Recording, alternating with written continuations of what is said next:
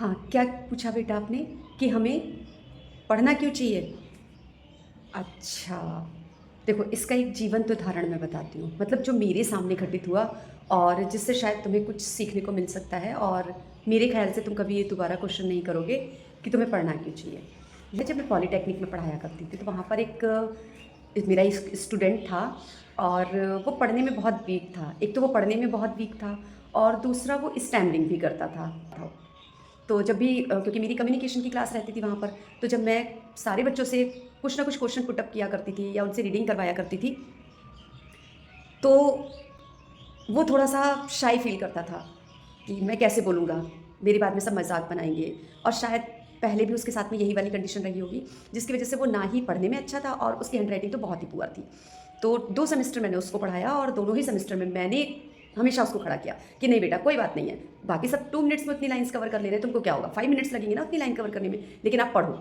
वो पढ़ता था और शायद उसको अंदर ये फीलिंग्स आती थी कि लोग सुन नहीं रहे हैं उसको।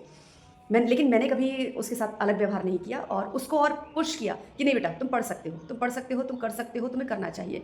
और शायद मुझे लगता है कि उसको मेरी बातों से बहुत अच्छा फ़ील होता था या उसके ऊपर बहुत ज़्यादा प्रभाव पड़ा और 2 सेमेस्टर के बाद फिर मैंने उसको पढ़ाना छोड़ दिया। लेकिन 5th सेमेस्टर में वहाँ पर एक सब्जेक्ट होता है पॉलिटेक्निक में एंटरप्रेन्योर और वो दोबारा से मुझे वहाँ उसको पढ़ाने के लिए मौका मिला और आप ये समझ नहीं सकते हो कि जब मैं उस क्लास में गई तो मैं उस बच्चे को देखकर मतलब शॉक्ड रह गई। अब शॉक कैसे रह गई? उस बच्चे ने इतनी मेहनत की, इतनी मेहनत की, इतनी मेहनत की, इतनी बुक्स उसने पढ़ डाली और उसके अंदर के कॉन्फिडेंस का लेवल जो था वो बहुत हाई हो गया था। और जब मैंने उसको देखा क्योंकि उसमें भी कम्युनिकेशन होता है और क्वेश्चन पुट अप करने होते हैं कि आप कैसे अपना बिज़नेस चलाओगे, कैसे आप एक अच्छे बिज़नेसमैन बन सकते हो। तो वो सारी चीज़ें उससे मैं पूछती थी या बाकी सब बच्चों से भी पूछती थी।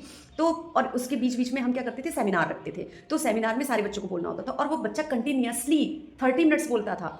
और मैंने उससे पूछा बेटा तुम्हारे अंदर इतना इम्प्रूवमेंट कैसे आया? तो उसने कहा कि मैम मैंने बहुत सारी बुक्स पढ़ डाली, बहुत सारे राइटर्स की बुक्स पढ़ डाली हैं। और जब वो पॉलिटेक्निक से जाने वाला था तो जाने से लगभग 3-4 महीने पहले उसने मुझे एक बुक दी और कहा मैम आप ना इस बुक को पढ़ना।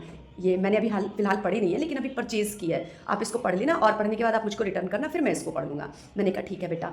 और हो सकता है कि वो उस बुक के थ्रू मुझे थैंक्स करना चाहता था या जो वो कहना चाहता था वो मैं समझ पा रही थी और जो मैं आंसरिंग करना चाहती थी शायद वो बच्चा समझ पा रहा था और वो बच्चा इतना अच्छा प्रोग्रेस किया उसने कि वो स्टैमर तो करता ही था। देखो स्टैमरिंग पहले करता था तो अभी तक उसकी वो स्टैमरिंग खत्म नहीं हुई थी, लेकिन उसके अंदर का कॉन्फिडेंस लेवल बहुत हाई हो गया था। अब लोग उसकी बात को जो 2 मिनट 5 मिनट नहीं सुनना चाहते थे, अब 30 मिनट उसकी बात को सुनते थे और क्लैपिंग करते थे कि हाँ, इसने जो पॉइंट्स रखे उनमें दम है। हाँ, इसने जो बात बोली वो बहुत अच्छी बात बोली। तो बेटा ये सिर्फ़ किससे आया? पढ़ने से आया। और फिर आपको पता है उसने वो बुक मुझसे रिटर्न ली ही नहीं।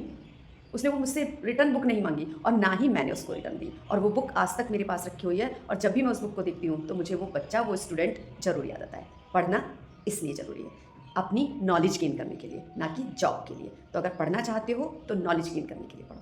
आई बात समझ में? इसलिए पढ़ना ज़रूरी है।